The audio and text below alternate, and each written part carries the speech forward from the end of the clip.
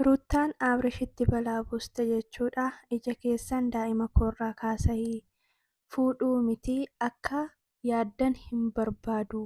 Daa'ima koorratti qaldii hin fedhu. Wantoota biraa keessa akka nan galchine. Hanga ammaatitti turruuttadhaayi. Ruuttaan qayyaramtee jirti naan jettan miti. Kana caalaa qayyarameenii garuu isheedhaa jettanii hanga mamiitti akka geessan sin taasisa. Kanaafuu moo'itu daa'ima koorraa ija keessan kaasahi. Daa'ima koorratti qaldii hin beeku jetteeni Abrish anuyyuu qaldii hin beeku maal haasa'aa jirta wanta kan yeroo darbee fi sani izim jedhee irra darbee fi isa na yaadachiisu keeti moo maalidha maal sababa guurtee na yaamta baqqaanii daa'ima koo dhufee ilaalachuun barbaada malee si wajjin gibbi seenuu hin barbaadu kanaaf immoo wanna hin taane irratti na yaamnisi wanta hin taane irratti illee maqaa koon dhahini kanaafuu moo'itu ani yoomiyyuu taanan daa'ima kootiif jechaayyuu akkas bira taa'uun barbaada daa'imti koo akka miidhamu hin barbaadu kana beekee oduu namaatiin sammuu kee hin xaqaxaqin jedhe oduu namaatiin sammuun kee guutame waan ta'eef waan namni sitti himu bakka taa'uun qabu jedhe inni ajaa'iba garuu nagaa siniif haa ta'u.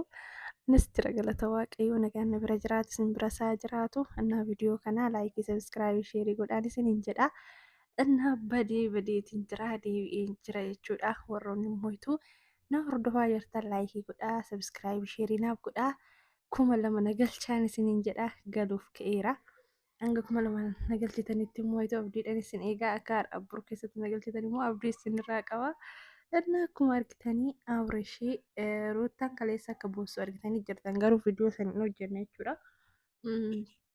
Isa irratti immoo Abrishii yaamte jechuudha. Abrishii sababni ishee yaamtee fi daa'ima akka waan inni fudhachuu hedduutti itti himan jechuudha. Faranjuu fi dastaan jechuudha. Inni Abrishii kaleessa wantoota ta'e argitanii jirtanii ani wantan hin yaadne fi wantan hin assaamnen argee. Hiyyaannisii wanta akkasiitti sin haasofnisii wanta ani hin beekne akka abjuutti kan natti mul'atuun arge wanta san tasumallee yaadeen qabu garuu moo'itu ruutaan akka boossetti bulteedhani jechuun ani wanna yaadee miti anaa fi ruutaan ala daa'ima kanarraa namni mirga tokko qabu hin jiru namni fuudhu tokko hin jiru fuudhuu miti laalufuuyyuu mirga keenya heeyyama keenya ala namni takka ija garagalchee laaluu hin danda'u. Ruutaan akka ofii isheetii bichaa kophaatti qabdu akka ofii isheetii bichaa isi waa'ee isaa yaaddu akkasitti ilaalti anis immoo daa'ima kootii fi nan yaada ishii caalatti yaaduu hin danda'a garuu moo'itu oduu gandaa guurtee hanga hoomii akka deemtu naaf hin galle kanaafuu moo'itu na yaamtee jirti na yaamni jiru waan ta'eef dhaqee maal akka ta'e gaafadhaa wajjin deemnadhee hin deema jechuudha.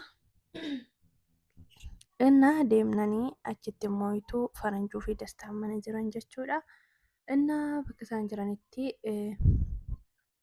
maaliif na yaamtan jedhee hundaayyuu harka fuudhee daa'imallee ol fudhatee maaliif na yaamtanii jennaani wantoota kaleessa maaliif na yaamte faranjuu jedhee faranjuu gaafate. Innaa faranjuun wantootuma ta'aa jiru wantootuma argite saniidhaa fi jennaan maalidha wanti ani hin beekne kanatti beektu maalinni.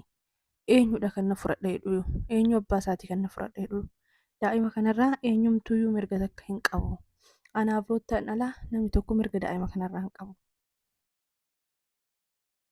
Kanaafuu moo'itu wanta hin fakkaanne hin dubbatinaayi wanta hin fakkaanne hin haasa'inaayi eenyudha hagam amantaniiti wanta kana kan dubbattanii hangam beektaniiti ofii keessanii waree guurtanii oshitti hoomaa sammuu ishee duuchitanii.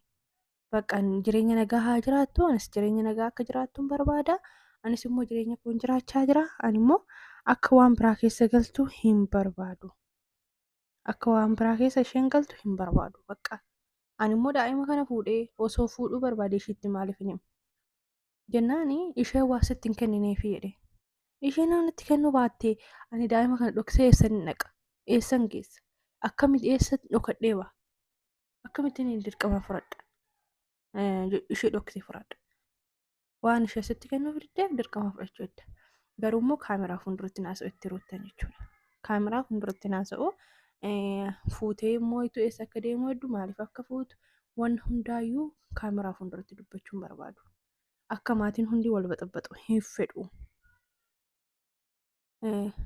Maatiin akka maatiidhaa wal lolu hin barbaadu. Kanaaf immoo itu wantoota nama hin yaadne kan akkana taasisu hedduu nama hin yaadne. Eenyu jechuu hedduyyuu እና አብረሽ fuudhu እግዚአብሔርን fuudhu jedhe ani hin yaadne jedhe hin kakate jechuudha.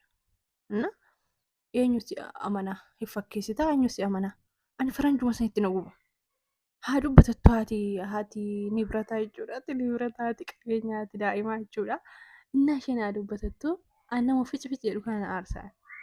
Faranjuun isheedhaaf hoo yaadeyyuu oduu gandaa amma fakkeenyaaf Abrish hin jenne yoo ta'e Abrish irraan dhageenyame oduu namaa jedhe miti faranjuutti kan hime sunillee nama yoo ta'e Abrish immoo hin yaadne namni sun sobee Abrish faranjuutti hoo hime namni akkamittiin goggoga kana nama karakkara.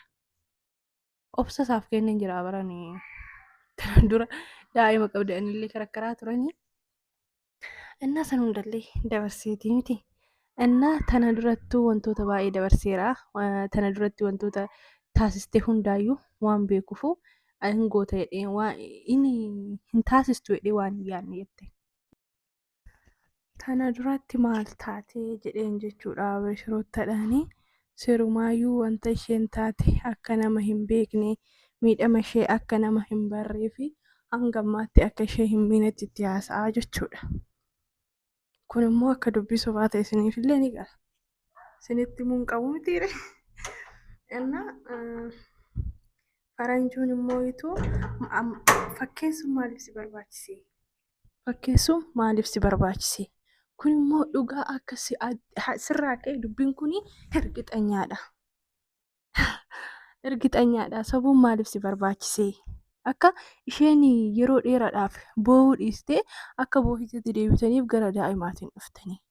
Ishee qofa osoo hin ta'inii nuhummoo gara daa'imaatiin qalbii hin beeknu.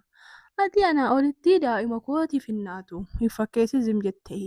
Ati immoo itoo dandeesse jiruu kee jiraadhu. Yoo hin dandeenye immoo jireenya ishii keessaa bahi yookaan jireenya namaa keessa bahi jireenya kee jiraadhu. Zim jettee oduma namaa guurtee sammuutti guuttee kam akka qabattuu fi kam akka dhiistu wallaaltee hunda qabatteetuma sammuudha wanti jechaa jirti.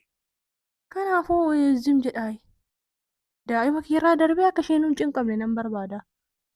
Innaa kanaafuu immoo itu wanta namni hin yaadne immoo zim jettanii naasa'inaayi.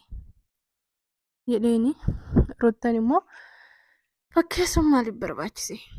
Ija keessan daa'ima koorraa kaasayi. Inni maaf yookaan narraa siqanii maaf narraa siqeedhaaf akkana taataa jirta namni jennaan miira keessa galte.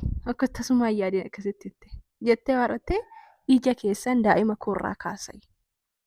Takkaadhaan irra deddeebi'ee isinitti himaa ija keessan daa'ima koorraa kaasayi. Kanaafuu immoo itu nama ani hin beekne isinitti ta'a daa'ima koorraa ija kaasaa jechuudha. Abrishii ati yoomiyyuu taanaan oduu gandaatiif bakka qabda malee waan namni siin jedhe hubachuu hin dandeessu waan ta'eef ani immoo si wajjin kana karakkaruun barbaadu jedhee biraa deema jechuudha. Wayne viidiyoon irraa akkas fakkaataa laayikii sabiskiraayibii sheerii godhaa. Baay baay.